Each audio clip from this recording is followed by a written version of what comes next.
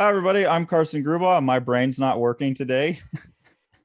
My name's Sean Robinson, and we're living the line. And with us today is friend of the show, guest of the show, guest of the ghost, author of Ghost of the Carousel, Matthew Battaglia.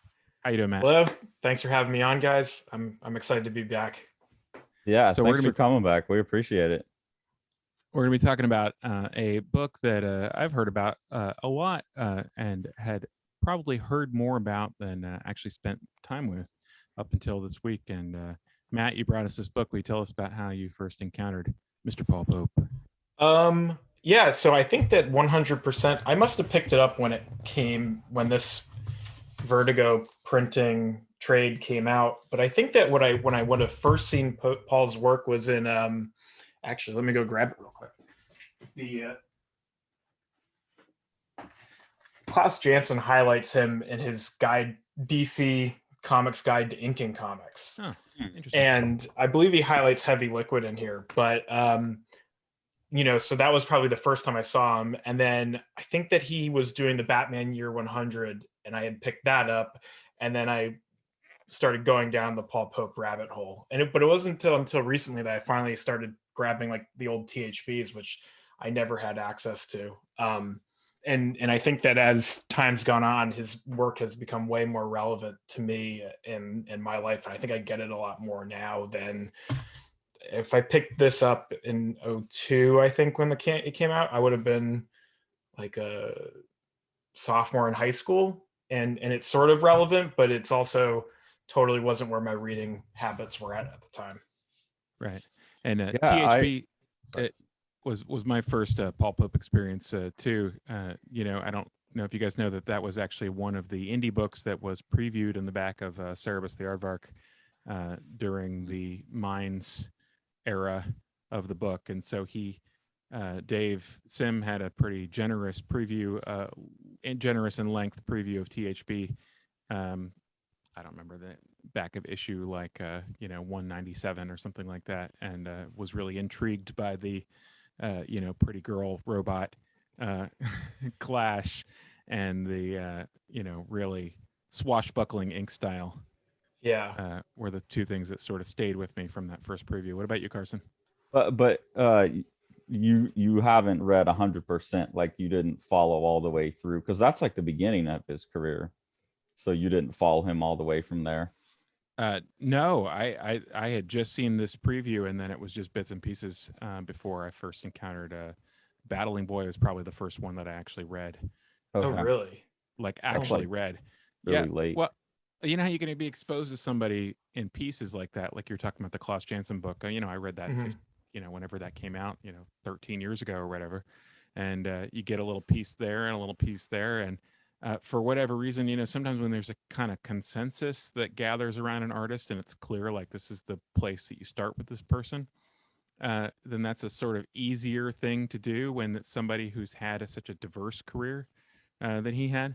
I remember seeing a sample of some of his work and a brief interview with him where he was talking about working for Kodansha in the late 90s. And I was like, well, where's the Kodansha stuff? Like that was like, yeah. I wouldn't say that there's an easy entry point, at least like a sort of conventional wisdom easy entry point for his stuff up until you hit the era where he's working on the larger books like that. Yeah, I totally agree with you, Matt, that when I reread this, prepare for this episode, that I was like, man, I really get this book now.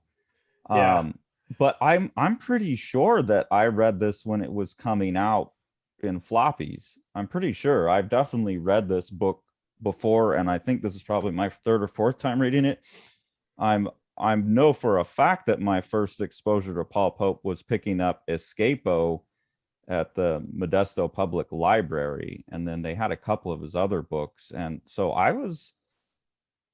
anytime he would release stuff, that Spider-Man, the Batman, Heavy Liquid, 100%, I was getting those as floppies, and I really liked them, but I don't ever remember. I remember thinking it was cool, and I remember it being one of the first like kind of different comics, like Escapo. I was going to the library and finding these different things. I really like that. But the impact that it, yeah, and he's always like one of those guys I hold up, but then also I can't say he's like sunk into me in the way he seems to have for so many other people. But then looking at this book, it's like, shit, I really like this book. And I think that's age. Maybe we should start the flip through, but it really did seem to really hit several different potential, overlapping. I don't know. I like to see stuff where the influences are both obvious, but also like so convoluted in the way that they've been processed that it just feels utterly original. And thematically, it's like, it's so relevant because it's all about being an artist. And I kind of, there's one scene in here that we'll talk about when it gets, that I remember reading when it first came out, and that generated an idea in me that I've held on to for years and years and years. But I just remember more of the sci-fi aspects of it, and I didn't remember how much of like a triad of different ways of being true to yourself as an artist the book was about. And that really struck me in a way in this one. By the way, this is how to not color Paul Pope versus how to color Paul Pope. I would say that you just shouldn't color Paul Pope. I really like his colors. I love it when his stuff's colored like this. I don't mind when he does his own prints, but there's something about the black and white work. I have the Image edition of the One Trick Ripoff, and I recently, thanks to your Amazon trick, grabbed like the black and white original printing of One Trick Ripoff, and it looks so much nicer. But what you were saying about the artist stuff, I mean, you think about 100% and you think about Heavy Liquid. Heavy Liquid, I think, came out first, but both of them, they have and 100%, and it opens with, the dead girl's leg.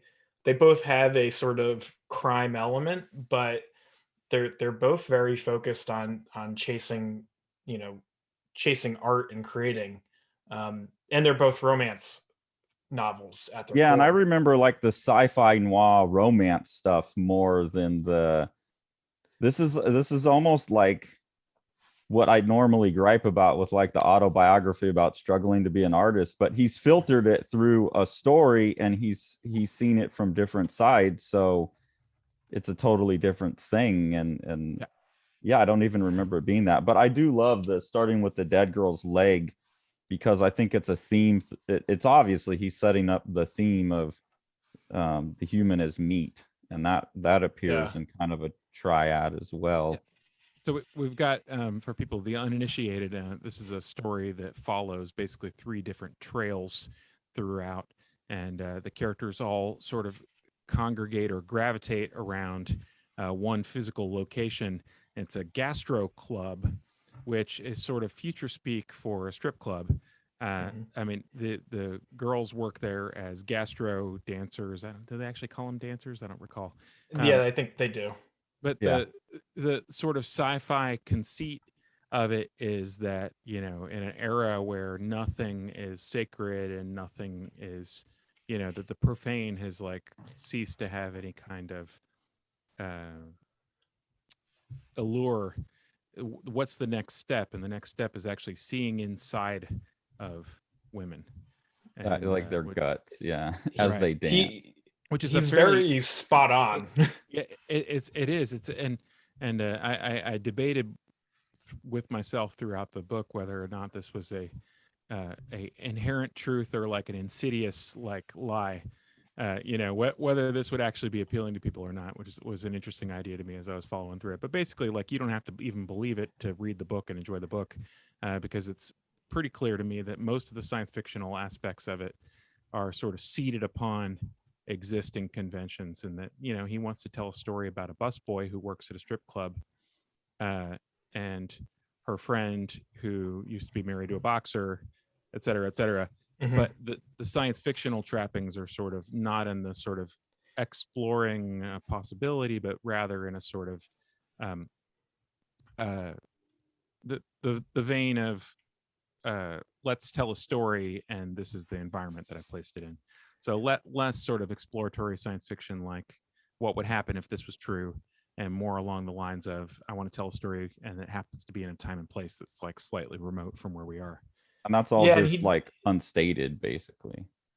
Yeah, and he does this really, I think, in one of the interviews I sent you guys the other day, he was talking about like using science fiction for like social commentary, and like the slight remove that he gives, and this is something that I'm thinking about a lot, but like that he gives is, it's just slightly, especially when you got to consider when it was made, which was early aughts, but like a lot of the things that he kind of predicts, even with John the busboy, like he's listening to, effectively, like he's got Bluetooth headphones and is streaming music to himself. And like when this was coming out, that wasn't necessarily a thing, but he ends up predicting a lot of things that I think come true, or are at least societal facts at this point. One of the notes I had in that first scene, though, Carson, when both when Strel and what the heck's the other girl's name? When they're both talking about buying the gun, Kim.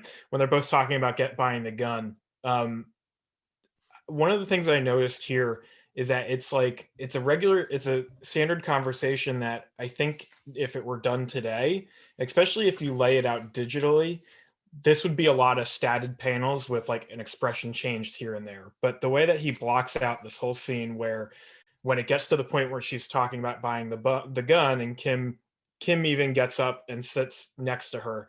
And so it takes what I think if it were done today would be a pretty boring talking heads like sequence. And he blocks it out in a really dynamic way. And so it makes the conversation far more exciting than I think that the general storytelling tricks today would allow for. You're talking about here where she gets up and moves. Yeah. Because it shifts it shifts the conversation, and it fits with what they're talking about too. Well, and you see the other characters in the foreground, like Sean was saying, they all kind of string through each other's stories.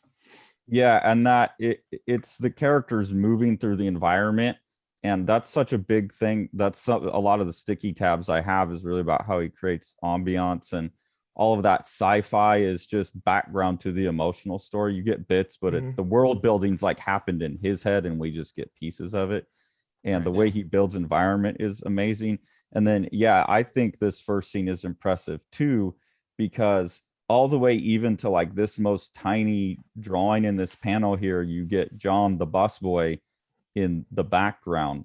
And chapter 1 and chapter 2 are basically the same scene, or at least this is a small scene within chapter 2, and you have chapter 2 playing out in the background of chapter 1. So you have John the busboy here being interviewed by the cops, here again being interviewed by the cops. And you have that shift of her getting up and moving and all of that. And then when you get to chapter 2, it starts earlier than chapter 1, and John the busboy comes up into the club, and then gets interviewed by the cops, and you have the conversation happening in the background right there. And I remember talking to Brandon about how he liked that one Paul Pope story where he puts the gas station from the end at the beginning. Yeah. And that was the first time I ever thought about 4-dimensional gestalt, that you're creating a scene through time. And this is a really formally compelling first 2 chapters for that. And there's a number of other environment building things that I'll point out later, but including the way he embeds lettering. So that's in the first 2 pages. You have sound effects and then like lettering on the building, and this weird pan and zoom that he does also, where the environment and the sound and the characters all kind of merge into one image. I think he's a master. Maybe we don't need to say this on a video about Paul Pope, but damn that art. Yeah. Whoa. Well, and even and on this page of that splash, it's like John's whole day is hectic, and then boom, he sees her, and it's 3 beats, and it completely stops the story. And he did that where, at least again, if you're in, then that hits. I guess if you're not in, I guess nothing's going to do it for you. But you know, you see the hectic life, and then like the claustrophobic overwhelmingness that he's so good at representing, and his chaotic mark making, which somehow always gels. But like it should read as a mess, but it doesn't, like adds to that. And it's pretty amazing without the color, that with all of that chaotic mark making, that it still I think comes it's together. that white black balance that he gets, where, you know, each panel, and I'd love to see someone do a science breakdown, but like, what's the percentage? Because it's almost like each panel has like this, you know, maybe it's like 70% or 80% it's black, and then the, you know, or vice versa. And it really makes whatever you're focusing on, it really stands out the way that he uses black in it. It's I don't know. It must be. I also think that the size that he draws out helps too. Yeah, I was gonna say, reading this through, I was getting sort of superhuman vibes at a certain point, and that I had to remind myself, working double the double the printed size, and knowing that it's going to be reduced, and knowing how to work for that reduction. I mean, that page with the 3 there, chapter 3 header, you've got these calligraphic strokes on the signage in perspective. And what a beast of an angle too. Like he just puts the camera in really weird spots and blocks the shapes in, and yeah. Well, it's almost like he's saving himself some, like, you can, like, the way that he blocks the frame with the signs in here, it's like he's kind of saving himself some sort of drawing, because it's a smart use of signage, but it also reads like New York. It says that, you know, it gives you everything that you need to know where you are. Yeah. And it's like, I think that if you do that today digitally, someone's just going to, you know, drop a photo and trace it. It's really like a masterclass in reference of a certain type, reference in the truest sense of, like, I'm looking at this thing so I can understand it. You know, there's the old saw about Sergio Aragonés. I don't know how to say his name. Sounds right. I apologize. Wanting to be able to cartoon a kimono and not knowing how to do it, so he went to a kimono store and tried one on and learned how to tie it, and then he could do it.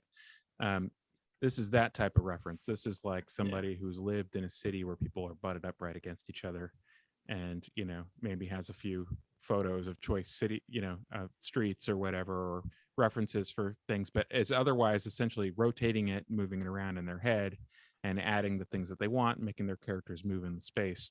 I mean, it's not like he went and took a photo of that particular angle right there. I'm futuristic New York with all these weird ass signs. But you know that Paul Pope knows what New York looks like in his brain.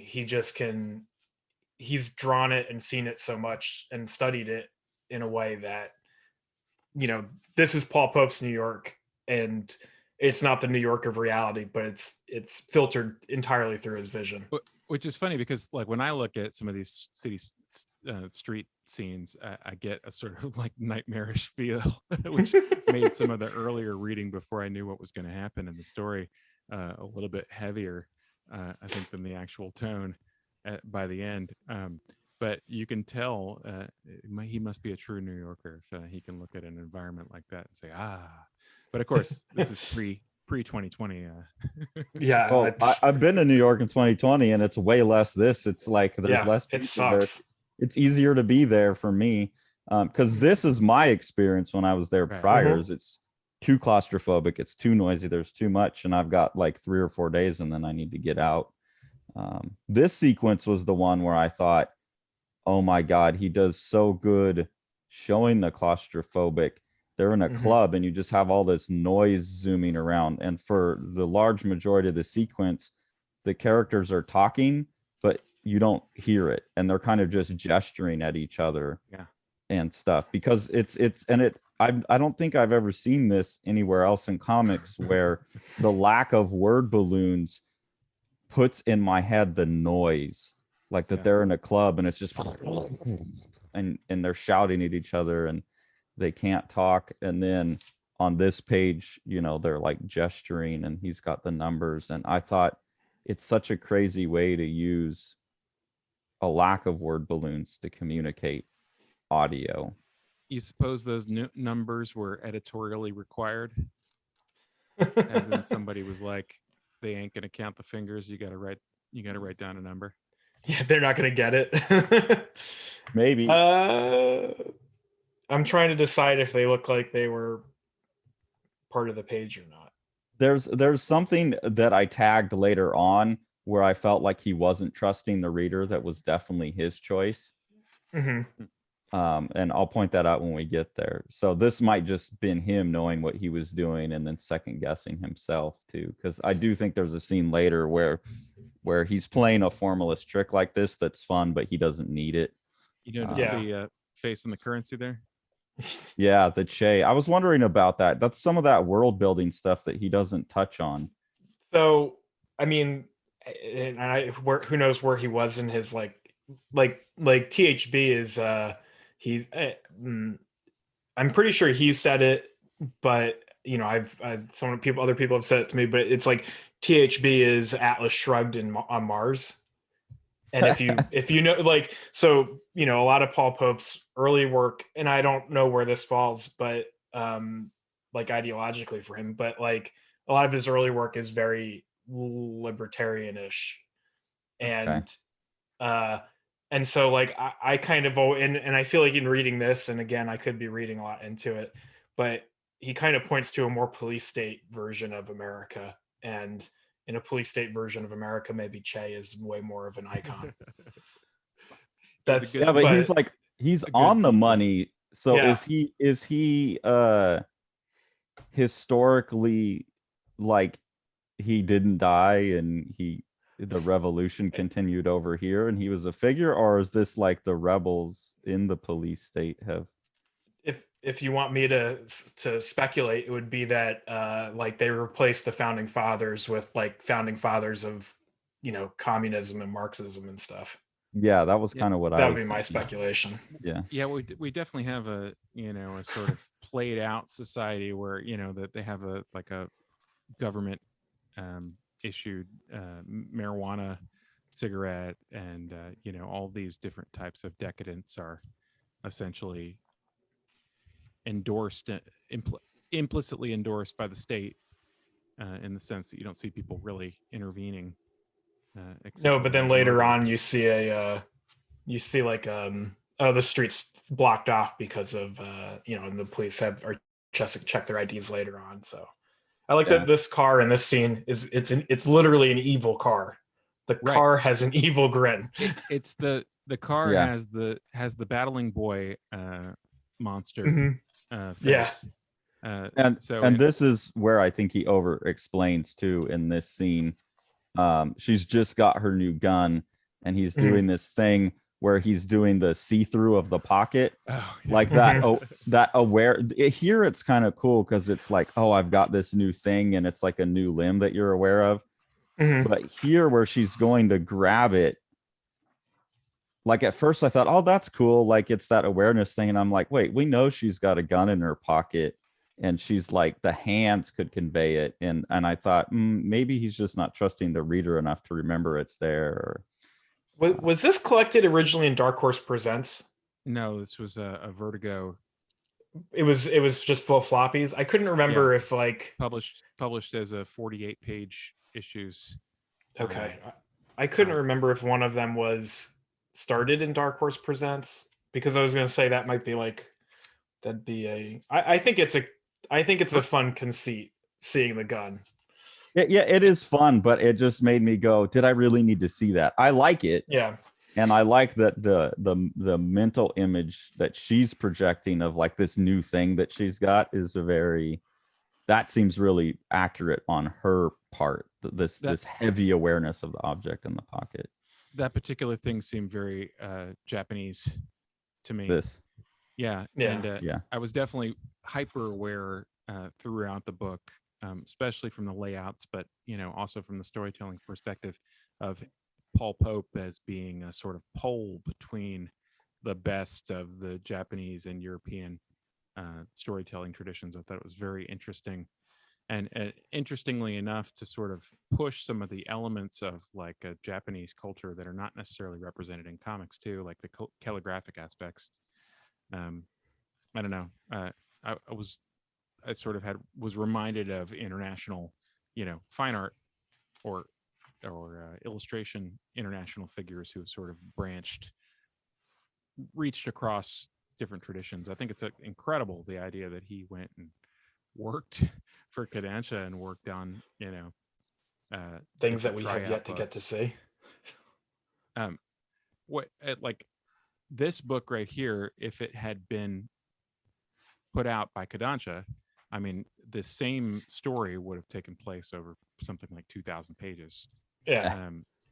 But the actual storytelling, I mean, this would be like the equivalent of the key animation for the full animation.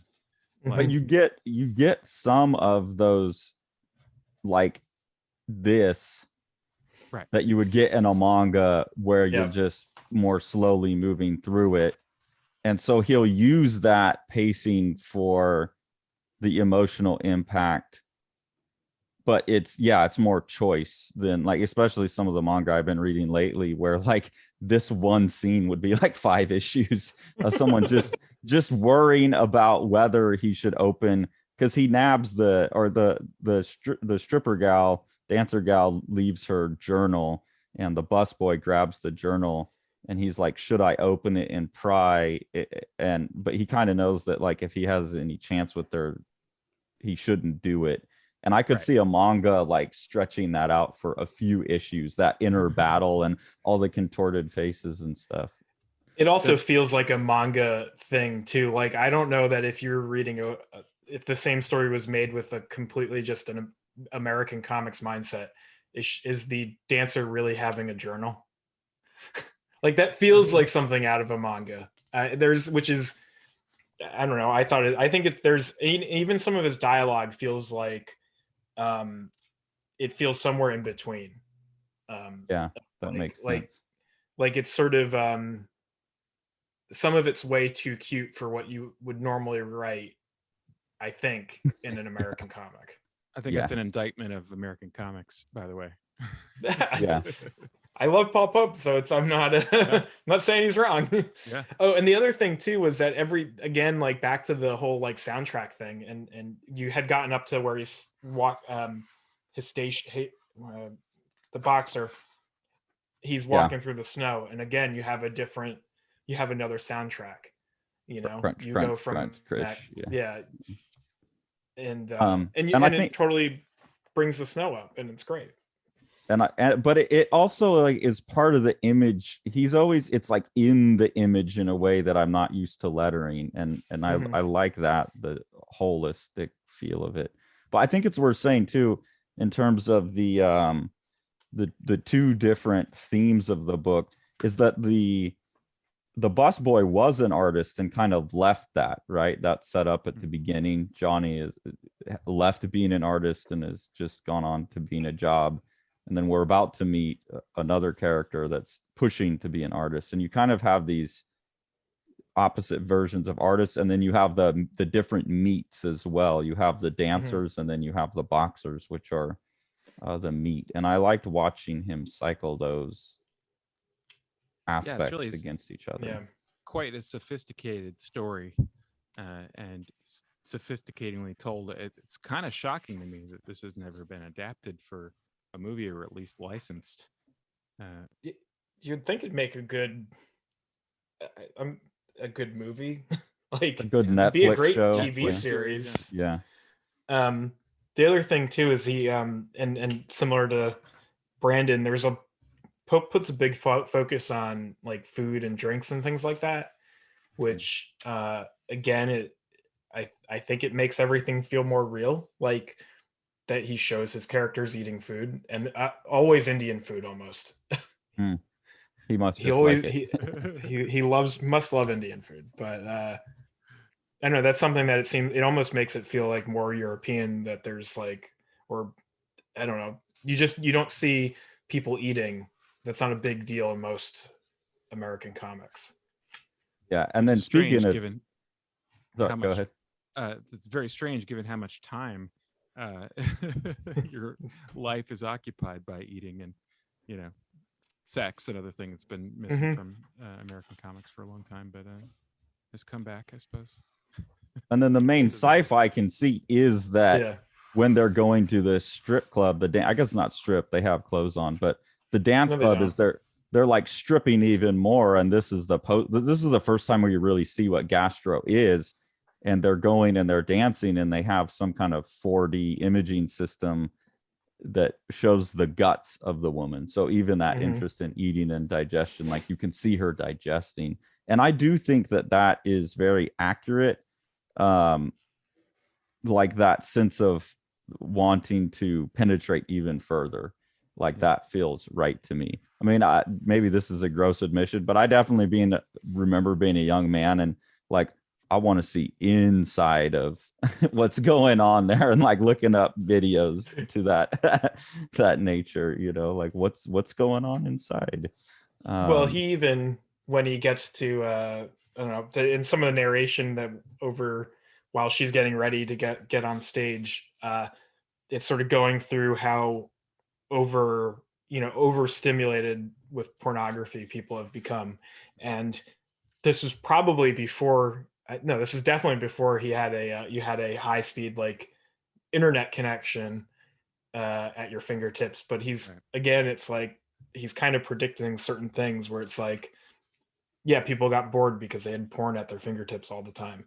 Yeah, and that's this sequence here. And I did want to read that through because I do think it's so accurate. The captions in the old days, a flash of an ankle was enough, then a calf, then a thigh, a mini skirt, a bikini, a G-string, then hairs, short and curly, then the rest of it, the mouth, the tongue, the tits, the ass, the pussy, leather, fur, duck, tape, fuck, shoes, all in full color, all in 3D, then fake snuff films, sex with the horse, pay-per-viewed simulated cannibalism. And I actually knew someone who was into reading people exchange fantasies about either wanting to be eaten or eating someone, and then planning dates where like they would let people eat their finger. So I've had people tell me about that. Televised battlefield rape, corpse fucking, but it all got boring. All of it, the porn pills, and the VJack, even fucking got boring. Then some charming gentleman asked himself, what's it look like inside a woman? What does her insides look like when she gets off? Bet that would be a sight. Bet that would get the blood pumping. Bet they'd pay to see that. And that's where they get like these things that they put on the dancers, and then you build up to the first time you see her dancing with the holographic projections of her guts above her. It's like a neural net of some type stretched across them.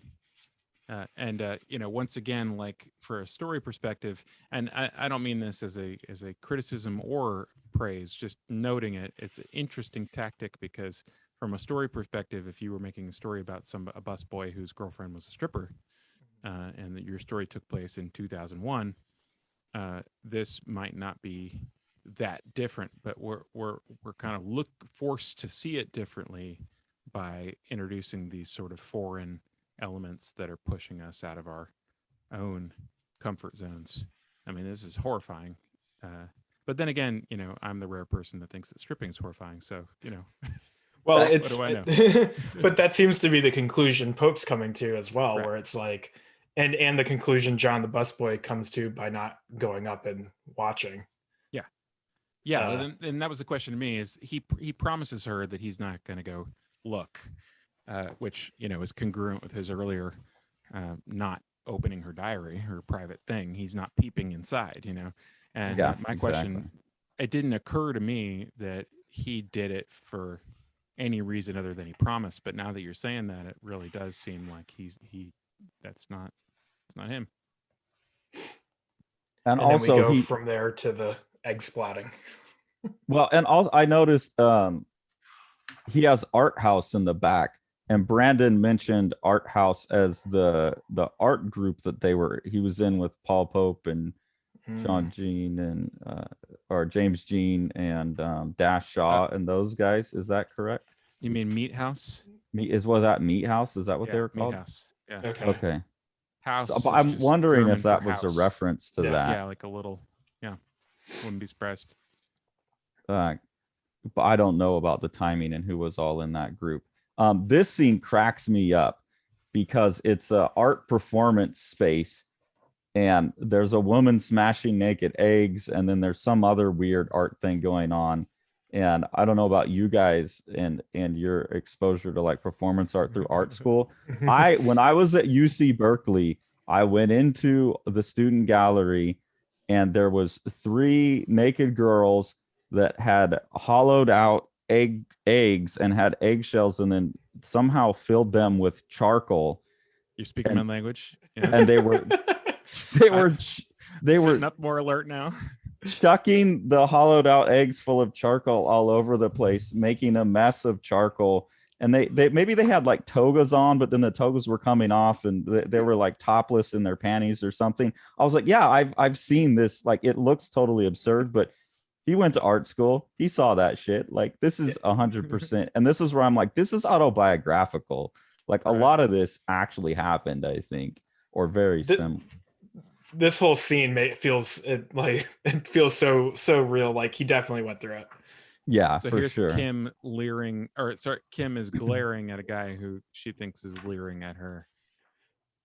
Her party favor sticking out, which you realize that he sets that up pretty clearly if you're paying attention. In that first panel, what he's actually looking at is, you can see the butt of the gun sticking out of her jacket. She's being irresponsible. Kim is being irresponsible, and this guy's kindly trying to remind her to keep it under wraps. Strella's brother or cousin or something. He's related to her manager at the dance club. Yep. And I like that he explains bogarting too. I never knew what that was. Yeah, bogarting a cigarette. Mr. Bogart hanging there at the cigarette all the way down. And then this guy that has this guy that kind of runs the space, that is like the art poser, and he's like, I've got a woman's head in a bag, and then it's like a mannequin's head stuffed with meat. Like, that's total shit that I saw too. Like, I remember a girl making a sculpture of herself out of meat, and then like letting it get kind of rotten and being like, I mean, it's thematically relevant to this book, I guess, but like, don't treat me as meat. Meat's disgusting. Don't sexualize me. That's where this dude is going with it in the opposite way. Go back one page. The bridge, that top panel. That, if that doesn't feel like Miller Sin City, I don't know. Like that top panel, like it, and I think I know that it, Pope definitely like, hangs out with Miller, and that panel only, and then only that panel feels like, oh, okay, that's within that language. And even this book though too is funny. It's like, you think about what Miller was doing with Sin City, where he'd weave characters in the background of those stories. There's some of that going on here, and this is like if Sin City had a lot more of a, like, wasn't a insane crime thing jacked up to 100. Well, Miller would do that across like books, right? Like, you would see one character in one panel in one book, and then the next story would be all about that character, which is interesting. It is for the amount of fucked up their environment is, the place that they live, and the sort of mentality. It is a surprisingly wholesome. Is that the right word? Old-fashioned. Yeah, people are learning to know each other, at least the ones that we're following. And they're really beautifully minded people, and this scene is the best example of that, I think. And this is the scene that I was referring to, that the moment I read it, whenever this was coming out in floppies, I must have been buying it, it shoved an idea into my head that I've never gotten rid of. And this scene is, for me, like, was the whole book. When I think about 100%, is this guy, and it's what a beautiful thing. And the girl Kim is taken by it as well. Oh my God, it's something gorgeous. he's collected all these tea kettles and tuned them all to what, like a C? Let's see. C sharp, C It's major. It's C not major. even no. Well, it says C major, but then they go on later. It's all one note. They're all playing different C pitches, like different octaves. And it's this one loud note, and that put in my mind that I would love to hear. And the art council actually kind of suggests what I was thinking, but for some reason it stuck in my head. Like, what would it sound like if you took every instrument that ever existed and played every note that they could play, and like for as long of a sustain as they could get, and then just layered them into one sound? Like, yeah, it sounds like white noise. Yeah, but he has like, there's like this kind of maniacal manic thing that like he's could create a sound that could almost cure people or something. Yeah, this guy has monomaniacally pursued his one particular goal, and he's done this goal just for himself. He doesn't have any other reason to do it. He's found all the kettles, he's found all the power, he's tuned them all individually, and he sets them off. That's what he does. That's what he likes. But he's trying to get a grant to do this publicly as an art project, so he wants to share it. And Kim experiencing it is like, she's never heard, never felt something quite like this. My God. And then she says, this is something gorgeous. And I love that. Like, so lasting. I love how exciting he makes it look too. Like it could be such a, if you think about what it would look like in like reality, I don't know how the steam wouldn't be as crazy, like, but the way that he draws it makes it so cool looking that you actually want to see it really done. Just this page right here, just this page looks very reminiscent of Kia Asayama, the cartoonist who worked on, he's had a really long career. I think it's the first thing he was known for. He did a lot of animation design too. But do you guys know Kia Asayama? What's some of the work? What is the see, now I'm gonna get it. I put myself on the spot. I put you on the spot. Steam Detectives was probably the thing that's giving me the well, that makes sense. But he even came over and was an X-Men artist for a couple months. I think I know who you're talking about. I can see it in my head. He did like a Wolverine book. I think he might have drawn like 5 or 6 issues of Uncanny X-Men. Oh, okay. Not who I'm thinking of then. But anyway, Kia Asayama, you guys look him up. This page only. I just all of a sudden was like, oh. So that's the other artist, and that guy hasn't given up in the same way the busboy has. And then he's faced with giving up in the same way that the busboy does later on, and I like that. If you go back to the back one page, it's the only panel that I think of, that bottom, the final panel of the page on the left. I think that's the only time he ever stats anything. That last panel, those two, I think he statted that panel. It's the only shortcut I think I've been able to find. With her hand over her face, I think that's the same panel repeated. And in my copy, at least, you can see how the scan quality is kind of crap. Yeah, a little bit. I don't know. He might have. There's like more marks on her finger here. It could be. And the clothing is different. He might have just blown it up and redrawn it, but the eyebrows definitely look like blown up. Yeah, interesting. Anyways, I just noticed that. I wonder why. For people following along at home, Kia Asayama, Silent Mobius, Gunhead, and Dark Angel was the one I was thinking of, visually representing that particular page, but also Steam Detectives. Interesting. Some fantastic stuff right there. Her makeup, the makeup is so grotesque. Yeah. And that thing underneath her eye, so sometimes it makes her eye almost look like popped. Yeah, like she's always crying or something. I think it's intended to look like a pupil, like a larger pupil, like her face is like a child's face. Or like a distraction for cameras on the street, like facial recognition cameras. That's kind of how I took it. It's some kind of like anti-facial. this scene cracks me up where he like kind of compelledly grabs her underwear, and this is like where he's not supposed to do it because it's finally breaking that trust that he's built. Like he's finally kissed her and got a date, and then she comes out of the shower too soon and he has to pocket her panties because he's got him in his hand. Once again, you can imagine that being a 45-page sequence running as a weekly manga. That's that's a whole other thing that also feels very manga-esque, like that circumstance.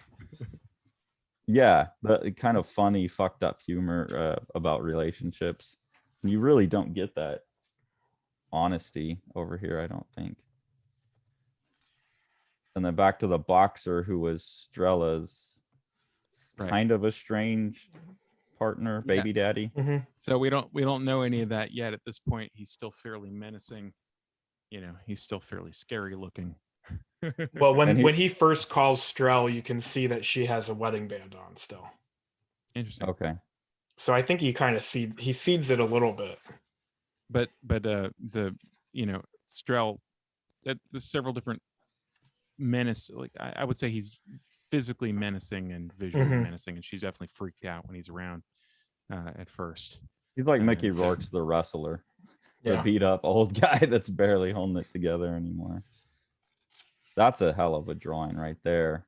That's where his calligraphy's totally cut loose, and the dry brush. And that should be a mess. It's like Dave said about Milk Caniff, is like it should be a mess, but it all comes together. And if anyone else tried it, it would just look like a mess. That's a hell of a drawing.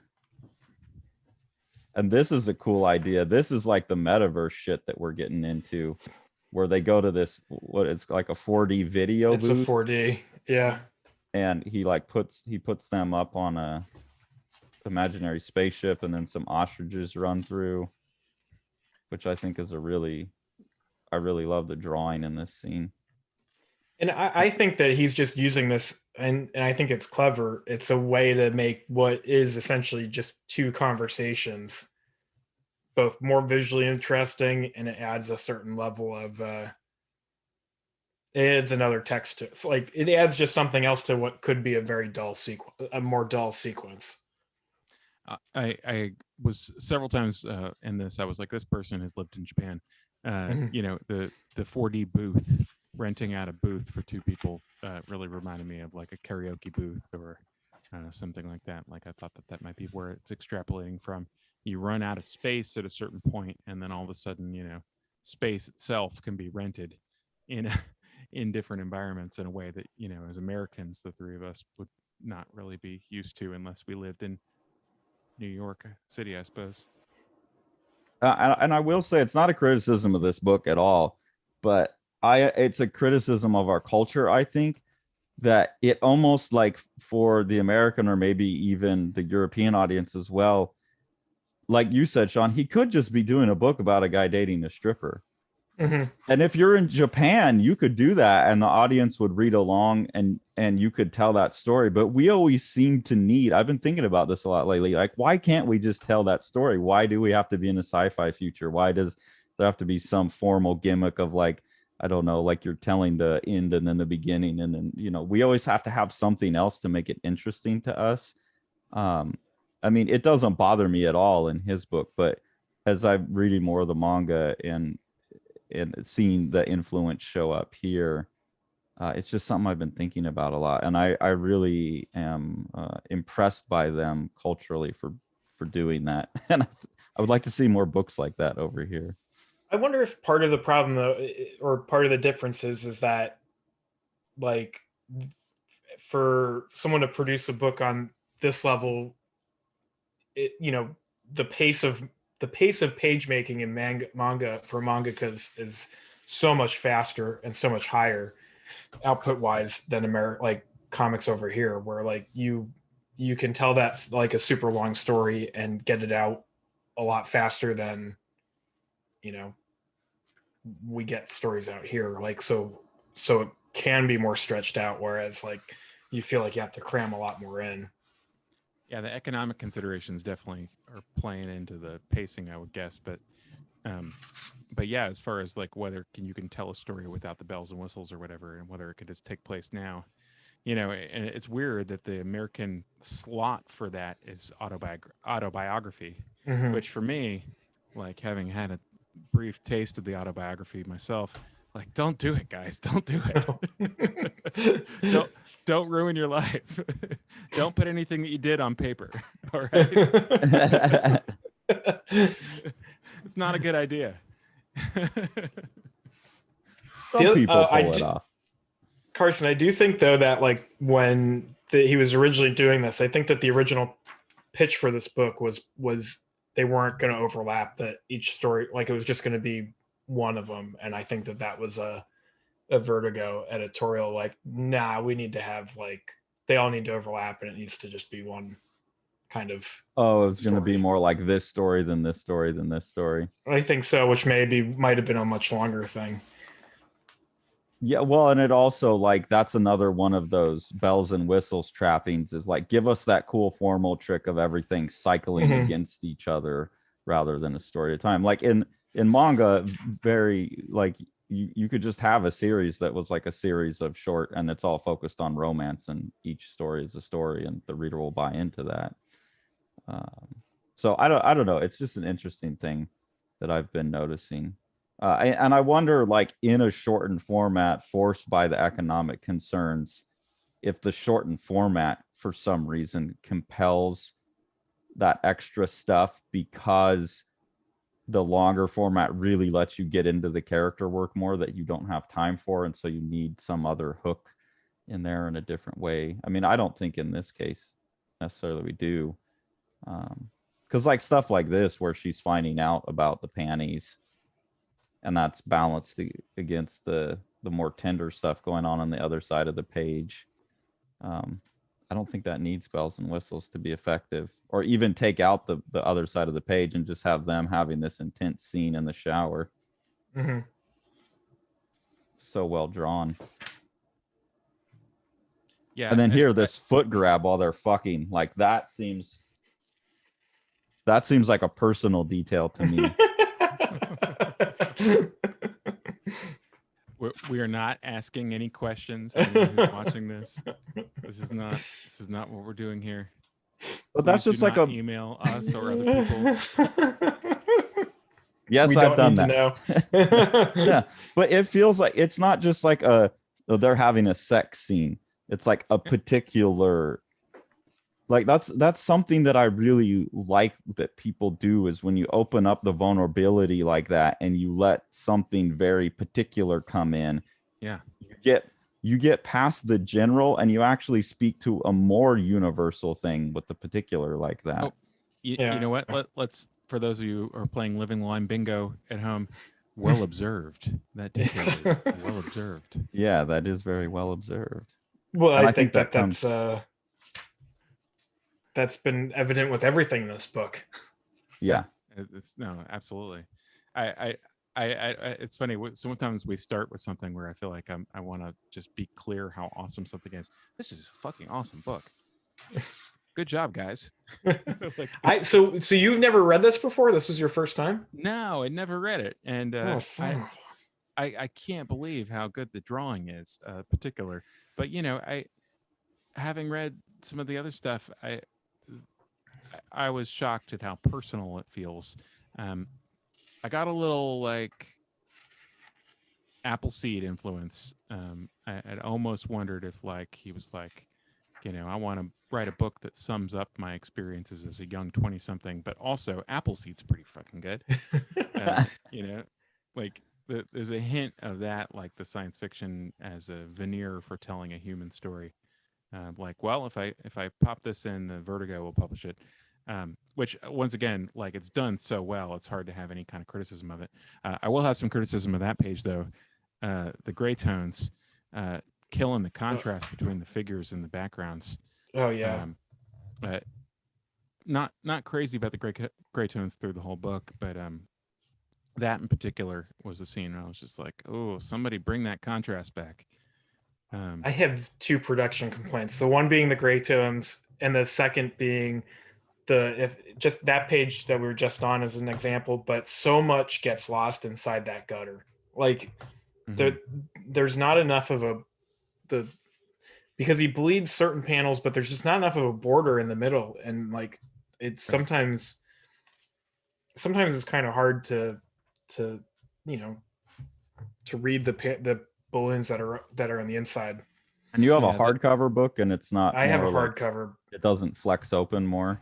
It's still glue bound instead of sewn binding. Yeah, this is glue bound. Yep. Yeah. So that's the typical, like, somebody at DC editorials like, well, that sewn binding is costing us 24 cents a unit. That's 24 cents less a unit that we could be spending on our office here. Yeah, and I scanned that gray tone because it is very peculiar, and I'm curious, Sean, what you think about it. I wrote they're talking about here, they're trying to get the grant. He's trying to get the grant to buy enough. I think he has 30 of those teapots, 32 of them or something, and he wants 100, and he's trying to get a grant. And I love this scene where they're trying to make him change his art. And it's like, man, if you don't change it, like you're done for. And he has to make the decision to like pack it up or not. And they're also talking about a cacophony versus a symphony. And to me, that feels like tied in with his theme of like the sacred and the profane, and like the meat and the spirit, like the spirit of the artist. And then just the decision to sell out or not. I went through an experience like that in grad school that was really painful, where I had it was my thesis show, and I had put all this work into this piece, and it was like the opening night of the show at the museum, and they're bringing all these wealthy people around, and I was doing a performative thing where I wasn't interacting with anyone. And then one of the instructors came up and like pulled me out of this state that I was in and was like, I know you're performing, but I need you to talk to this guy. Like, you'd be stupid not to talk to this guy. And it was the guy, his company, like every time you swipe your credit card, his company gets some of that transaction money. And he wanted to buy this piece from me, but he didn't want the whole piece. He just wanted the painting. And I was like, nah, dude, that's not what it is. That's not what you sell it for. And like my instructor was like, dude, this guy knows everyone, he can connect you. And like the guy was basically telling me, like, if you just sell out your vision on that piece and let me have the piece I want, then I'll connect you. But if you don't, then go fuck yourself. And I knew that if I made that concession, just the same way that this character makes that concession, if you make that concession, when he introduces you to people afterwards, he's going to tell them he'll do what you want.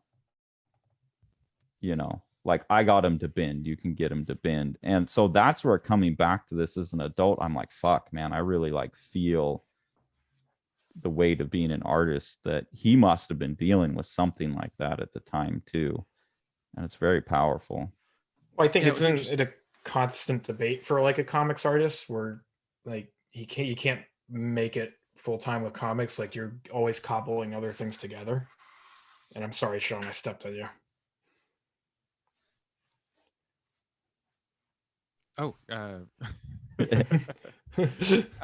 Yeah, I mean, it just occurred to me when I was reading it, like, they might be right. They may be, the argument is basically whether he's going to have polyphonous tea kettles, which they want some type of polyphony. And they are arguing about whether or not it's going to be a cacophony, like you can have all of them detuned, or maybe they make one big chord instead of just all being one C, in different octaves. But that's not what he wants to do. So like, if the reason that he's doing it is because he wants to do it that way, then it's not going to be acceptable. And the question that he's really making here is, do I want to do it for the reason that I wanted to do it, or is it more important for me to have this affirmation, which has now been untethered from the actual thing that I'm making, which is an interesting thing to see in a book that was published by an arm of DC. Yeah. I once again, no judgment either way, just an interesting I'm I could see that maybe some of these elements are autobiographical in some way. Just not. And if Matt said that he had to make concessions on this book about each single story told individually or putting them all together, that's your symphony versus cacophony, or like, each note individually or all together. More artful way of putting it than the way that the Matrix Resurrections did of putting it, as far as like where they literally say, no, we're gonna make in that movie where they're the business people literally go up to Keanu Reeves and says, no, we're making this no matter what. Yeah, Warner Brothers is making this movie. You're going to go along with it or not? Sean, have you seen that piece of shit movie? You don't have to. Don't. No, I saw the first Matrix movie. That was more than enough. I've read science fiction books before. So when I saw the scene that had that they also maybe have read a book or two, that was enough. Sorry, everyone.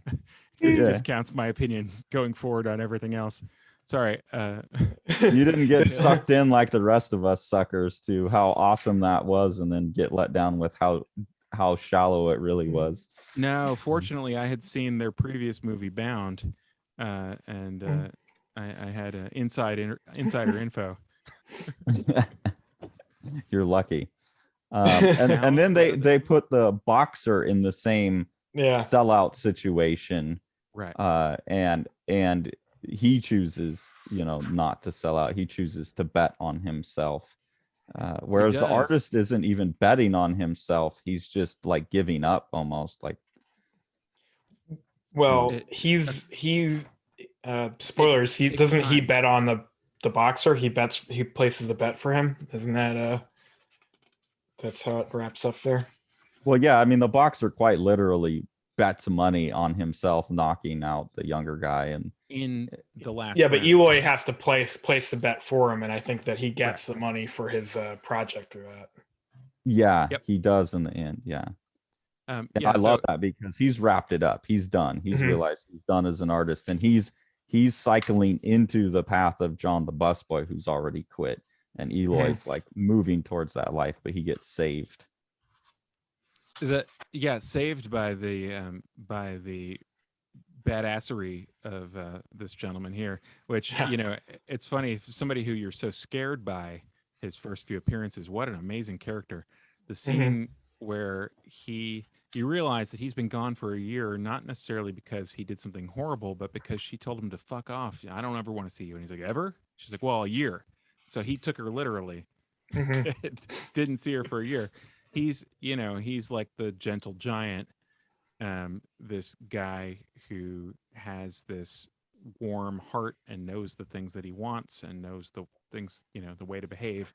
And the scene where he's trying to communicate to the other people that they need to bet all of this money on him knocking out the other guy in the last round, in the last few minutes. He's basically saying, I'm not gonna fold, but someone would make 10 times the amount if I were to beat someone in the last few minutes.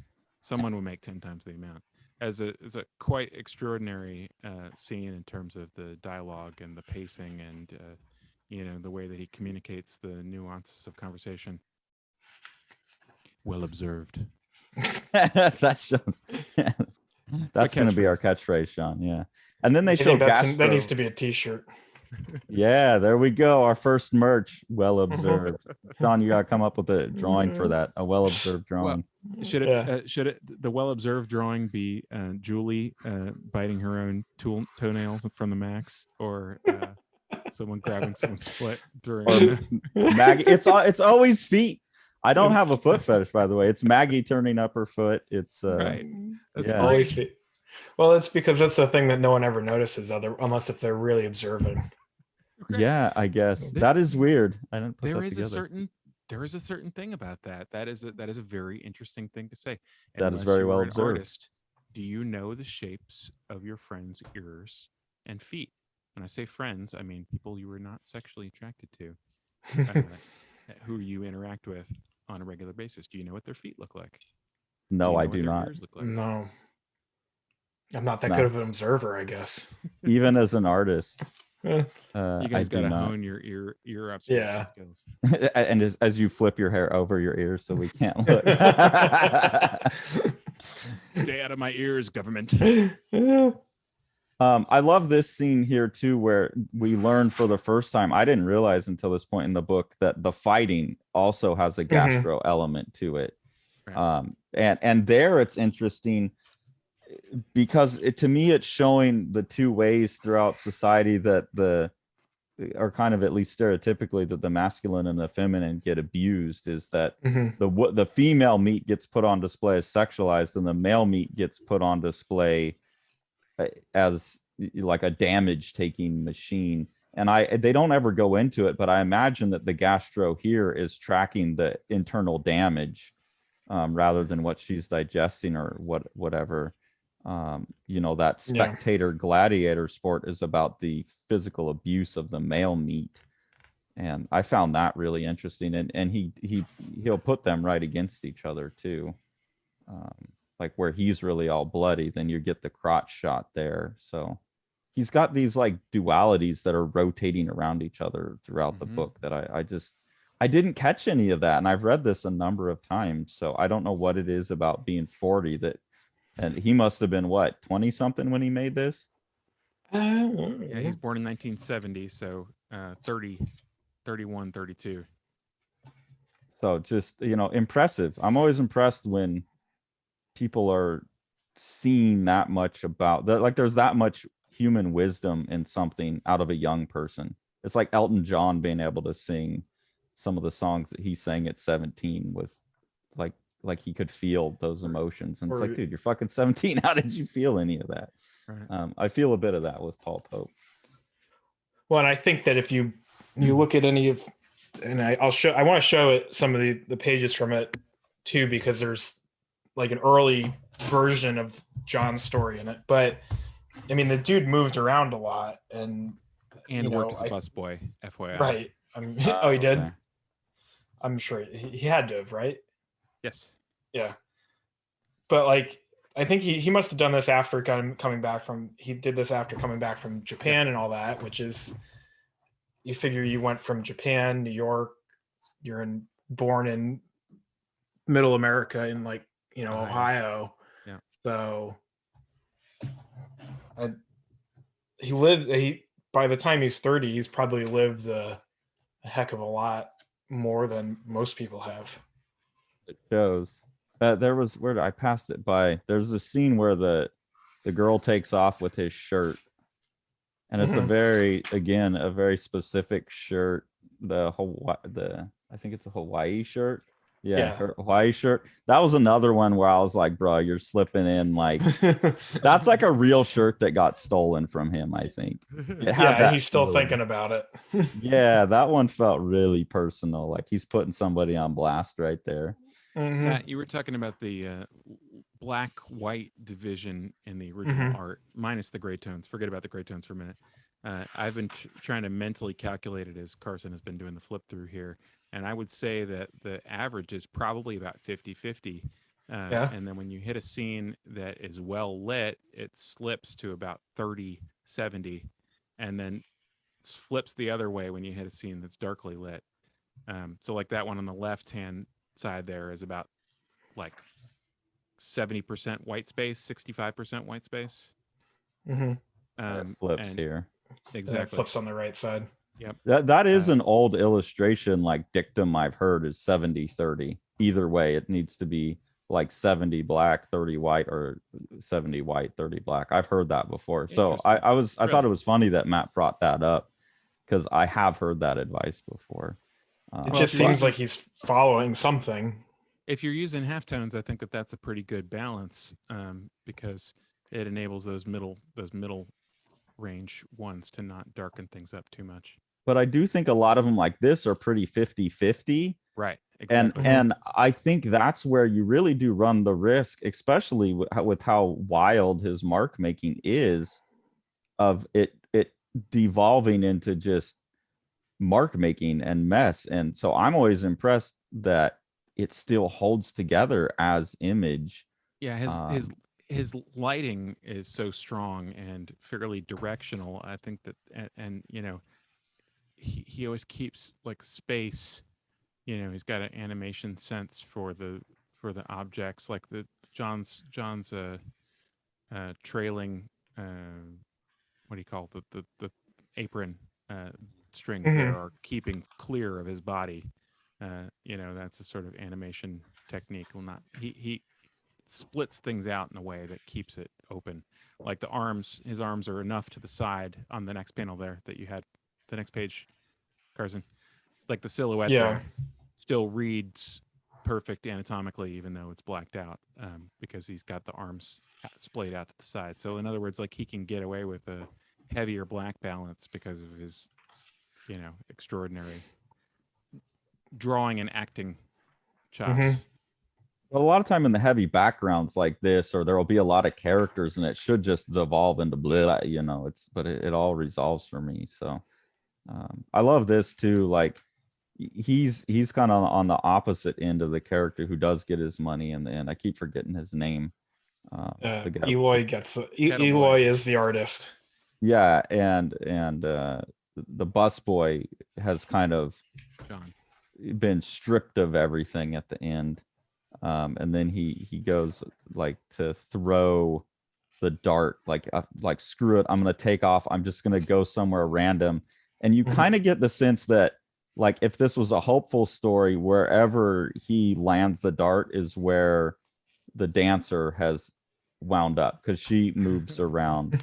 And then that's not what happens at the end. So well, spoilers, we're going to show the end of the book, because I think I think it's really cool. You're not reading it. Sides of the book. Yeah. Yeah. I think that's still a hopeful ending, because if he did move somewhere where she was, it was never going to work out. It was always going to be a toxic relationship, and he should be grateful.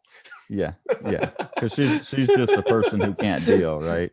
Well, that's why this is written by the 31-year-old or 32-year-old instead of the 22-year-old who experienced it the first time. Yeah.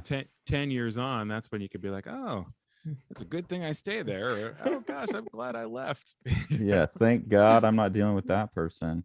And I love this scene where Haitius, he's around the corner, like hiding his beaten meat, and not in a sexual sense, but from his family. And he's made her the money to quit running the strip club and start her coffee shop that she wants to start.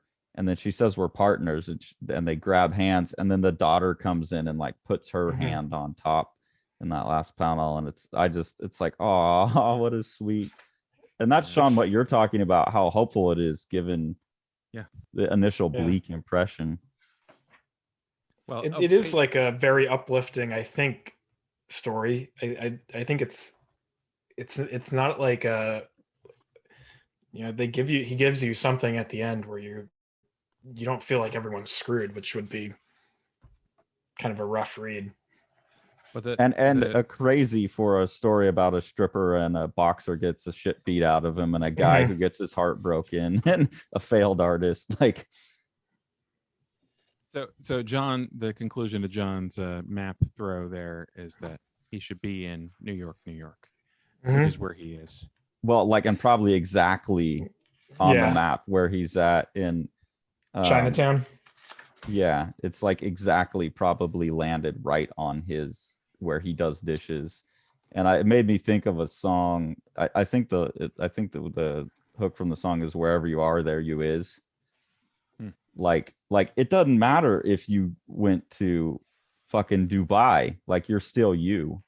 Like you can't escape yourself. And so there's that little bit of, I think at the end, and that would be the 32-year-old's perspective. Like, look, you're not going to be successful at any of this shit. You're not going to be successful as an artist. You're not going to be successful at relationships. You're not going to be successful at any of that until you learn to be comfortable with yourself.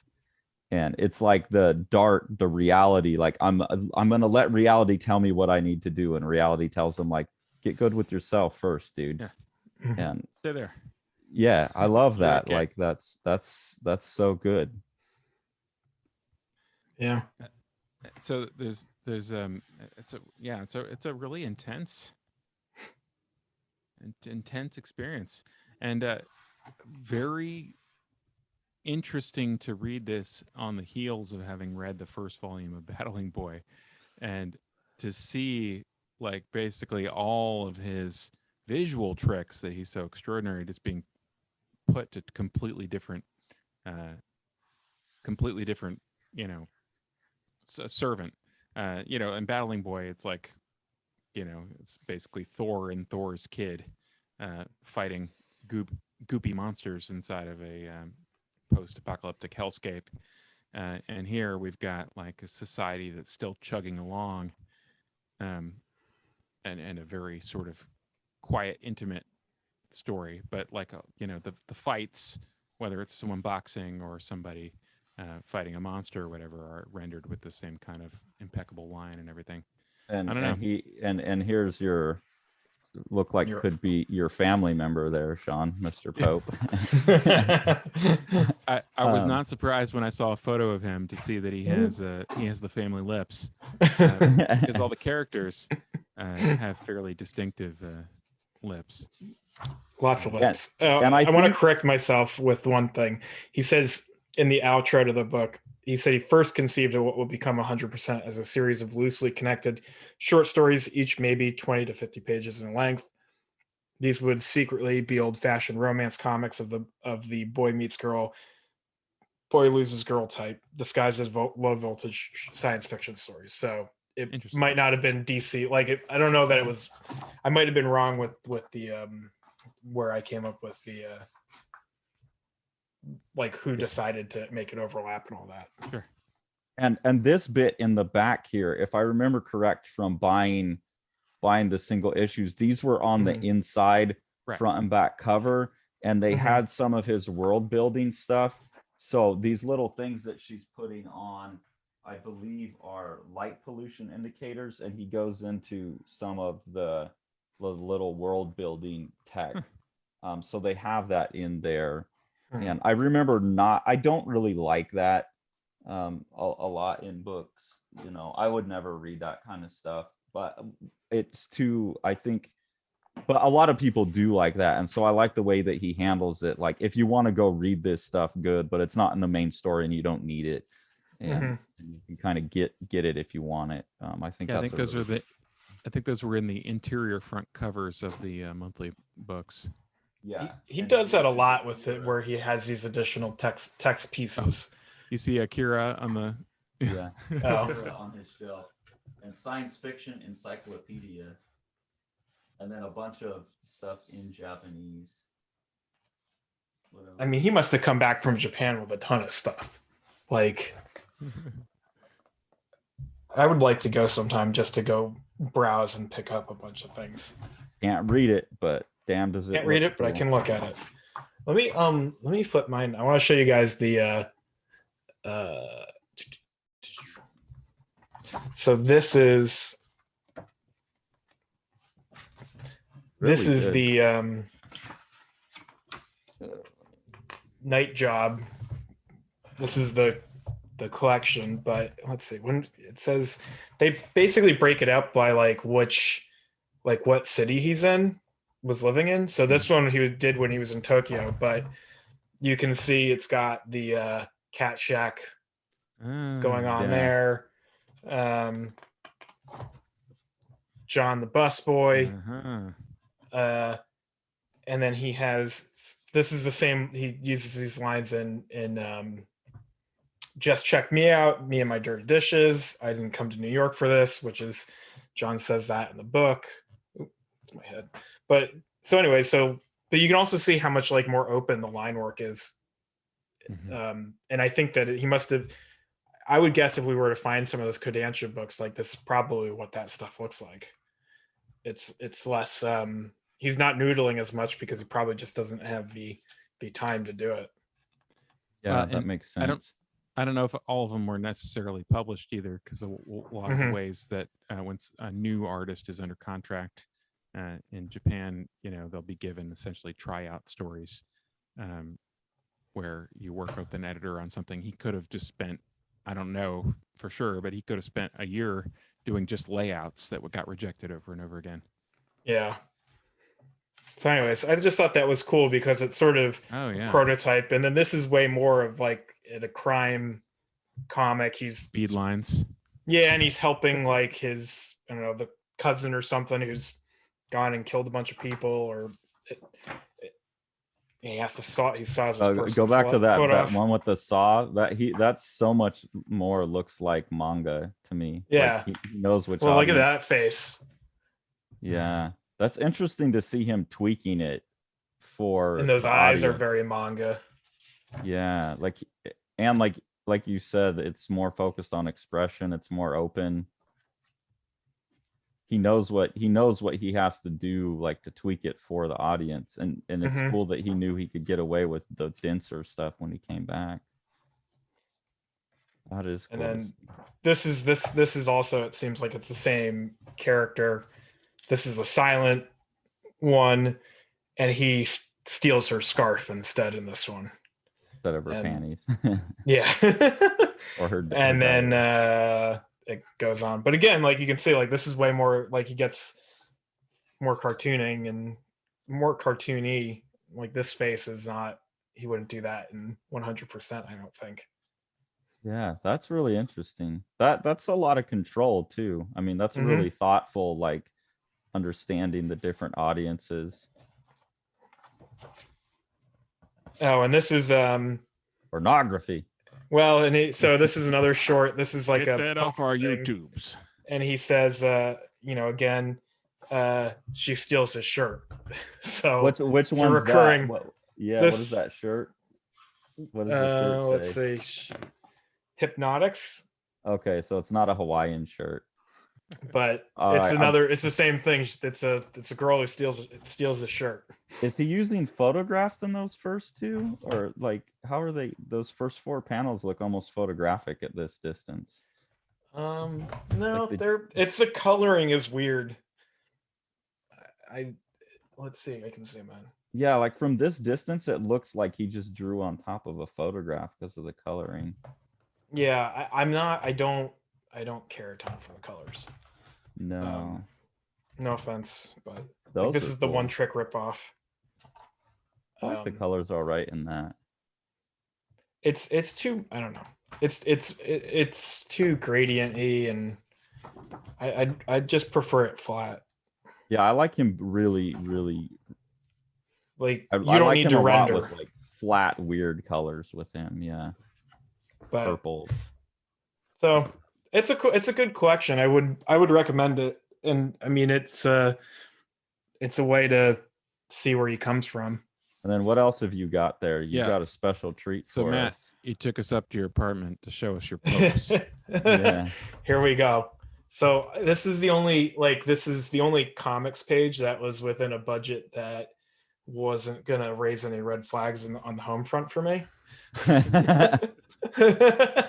So but I think it was for Field and Stream magazine, and so it's just a hunting, but wow, I guess this is the size that he draws everything at, so it's crazy how big so we can see the whole page. What size? It's 19 by 24, right? I think it's 18 by 24, so a little bit larger than normal. So that's 20. Yeah, it's 24, and then 18 by 24. Wow. So he's just going and buying a pad of Bristol board. Yeah. And drawing at size instead of chopping them up. It's crazy. And I mean, it's how he can get so. I think that's the only way that he can draw as dense as he can as he goes, and it's not like a mess, because the lines that are so fine in when they're reproduced aren't like, they're not that tiny at this size. Do you get a sense of what type of brush, or since you've read a lot of articles and interviews and stuff, does he talk about what kind of brushes he uses? I know he has, but I think it's Winsor Newton is my guess, but I don't quote me on it. Because I feel like his lines get bigger and thicker. I mean, maybe he's just using not like a number 2, he's using a number 4 or 5. He's got to be using like a 6 or something. But then I watched a video of him inking the other day, like it was like an interview, and he had this super thin, like really tiny brush that he was using. That again, I'm sure he's just got a huge pile of brushes that he just kind of rifles through, and like just instinctively knows which one is right for whatever he's about to do. But he's not using, he does use some whiteout on these pages. Like on this one, he redrew this finger, I think. There's a little whiteout here. Trigger fingers are hard. Yeah. I always hated here that. You can see, like in the pencils, the hand was further down, so he adjusted that. But I mean, from what I can tell, and I think that he didn't erase this too heavily because it was for Field and Stream magazine, so he probably didn't.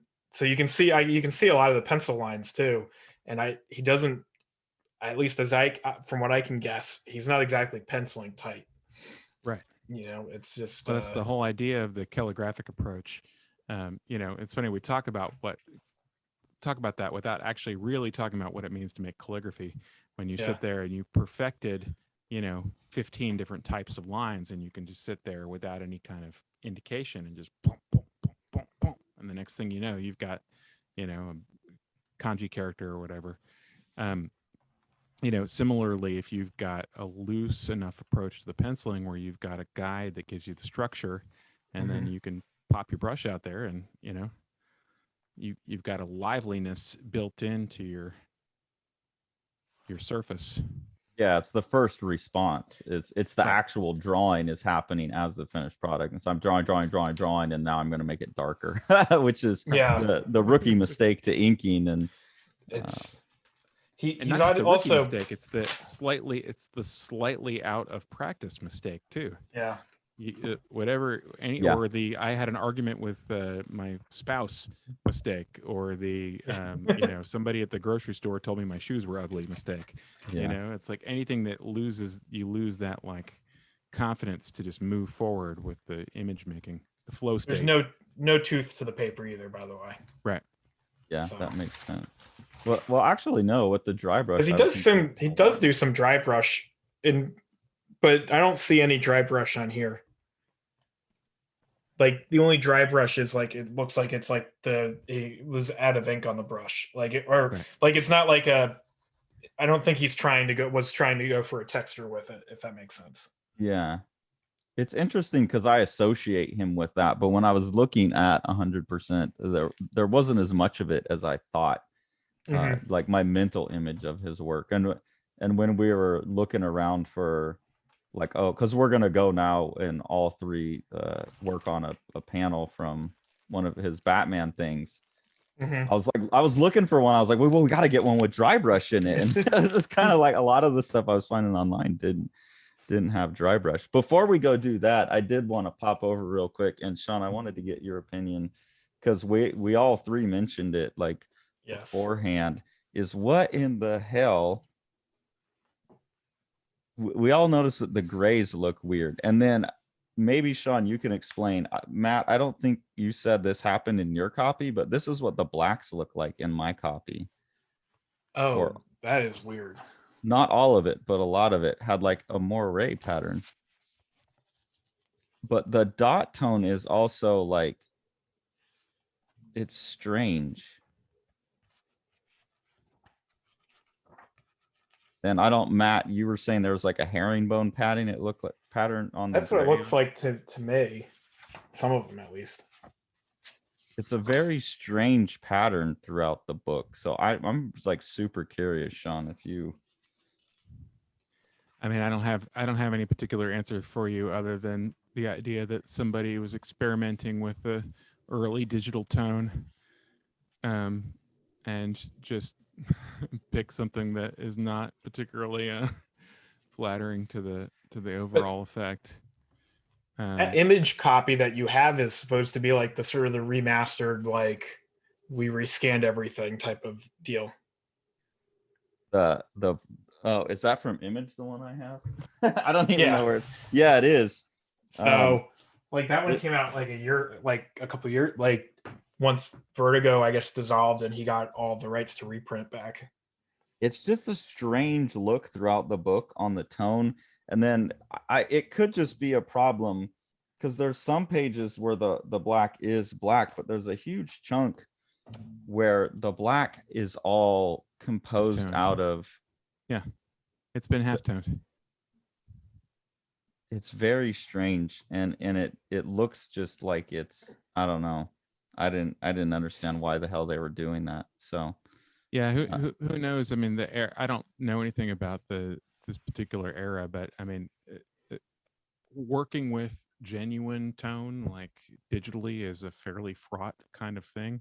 And the era that really that started being a real possibility digitally, and actually having it look good, is basically when like Manga Studio and those sort of vector-based solutions came about.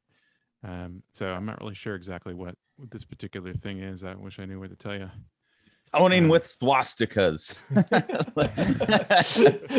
It's the hidden message in 100%. Well, yeah, the dark one seems to be like 2 layers of the light one. Yeah, but it gets this weird cross pattern in it. It does, because they're not rotated. So basically, because they all have an iterative pattern to them, they would need to be rotated in order to prevent that from building up as a visual effect that you can actually perceive when you're seeing it in print. So on the plus side, when I looked up the original pulp art, this was obviously all done digitally. So there's not some shitty plastic stuff on this. And the art could be rescanned technically at some point in the future and retoned with some nice tone. Sure. So Yeah, that's a positive of how the book was made, rather than sticking tone on it. Exactly. It'd be easy to recover that. In fact, I would make a pretty strong argument with the look that they're trying to get would be what's called like basically like a noise pattern, that you used to be able to get with like a roller or whatever, if we're talking like a pre Letraset era. Yeah, it almost is textured, but it's like, I don't think he was trying to get a textured look because it just looks off in the background. Somebody must have suggested to do a textured one so that you could scale it easier after the fact. So if you did it with a dot tone, scaling means you have to handle the files in a certain kind of way, and the resolution has to be a certain amount. But if you use a quote unquote noise pattern, even if it's iterative like that, you can get away with a lot more manipulations of scale and stuff without having to do specific stuff. So it just also got to assume that they just really didn't, but I don't know what the deal is with how much restoring they did with the image version, but like, I'd assume when they did it, like they just didn't know how to use the digital tones. Like that's probably hadn't been figured out as much as it is now. Right.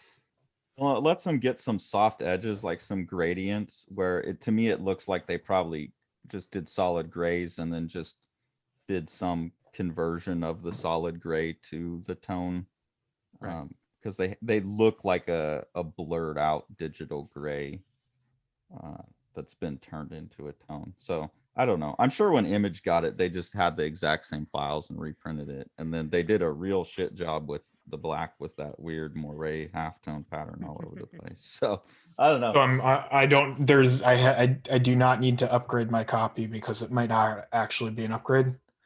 No, and having the hardcover is nice. So I wouldn't say, don't go get it. I mean, mine could just be an issue with how the printer was printing the blacks, but all the black are gray. Well, half of the book, the black is gray, and you can see the moire pattern in the black. So luckily I got this at Second and Charles. Maybe someone saw the print quality and turned it in, but it's a really nice copy, and I picked it up for cheap because I do not have the original issues anymore. I gave away all my comics many, many years ago because I was moving around so much. But so what's the next Paul Pope I should read? You guys gonna give me a recommendation? You can go backwards to Heavy Liquid. I think Heavy Liquid's good. I don't like THB TBH. Just to make that funny little joke. I think that the problem with THB is that one, it's a pain to collect copies of it because they're not in print, and they won't be in print until he finishes up Battling Boy Volume 2. So that's the other issue with Paul Pope, is that like there's some like his Batman Year 100 is a really good read. Like that's I would suggest that they have the Bartman, but Batman. How do you bat? So he's like a man, but he's a bat. Yeah. There's also a Spider-Man by Paul Pope. He just has a weird thing with like attaching people to men critters who are other things too. Okay. Spider-Man. Actually, I would say Escapo in that. Escapo's good. That's maybe the most Paul Pope book because it's so. Memory, it's been a long time since I read it, but it's about a guy that's like a trapeze artist in the circus, and you can imagine his brushwork attached to that. That was the first one I read, at least at the library. But the current version of Escapo is I don't have it behind me, but like it's colored again. It's colored. So but like this is why you get the THB stuff though, because like he messes with all the print formats. Like this is a giant size THB, and then like the THB Circus is like also big. And I think this is the one that. Which one did Brandon have that he was showing you that you guys went through? He had one that like that story in the back of it that was I forget what he called that. Storm Chasers maybe was the title of the story.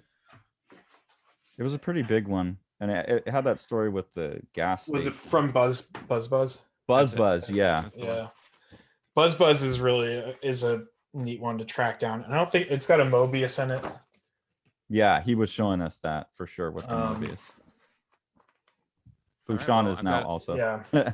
I've got a shopping list now. I gotta run and take care of my shopping list before we put this video up. This stuff's already it's already expensive. So I don't know. That's the thing that's tough, is that some of the stuff like it just needs to get reprinted, and he needs to put it out there again, because he's not making anything from me buying the overpriced reprint or the overpriced original copy of it off eBay.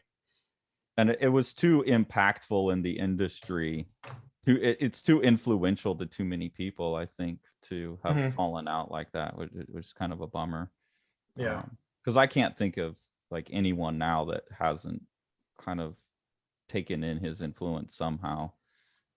He's one of those guys that's just seeped into everything. So, although he's so technically superior to the competition, it's hard to imagine that like somebody's influenced by him and then does similar looking work, Becky Cloonan, I think, is a really good, like, in his thing.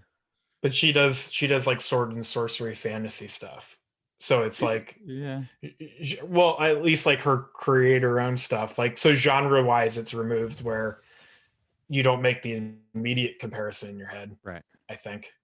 I'm just saying he's brought back a lot of, I think there's a lot of artists that have gone back to brush, a lot of artists that have got back to rougher stuff and tones and splatter. I mean, there's other artists too, but I just see his influence everywhere now. So yeah, it would be good to get that stuff. He's certainly my top influence.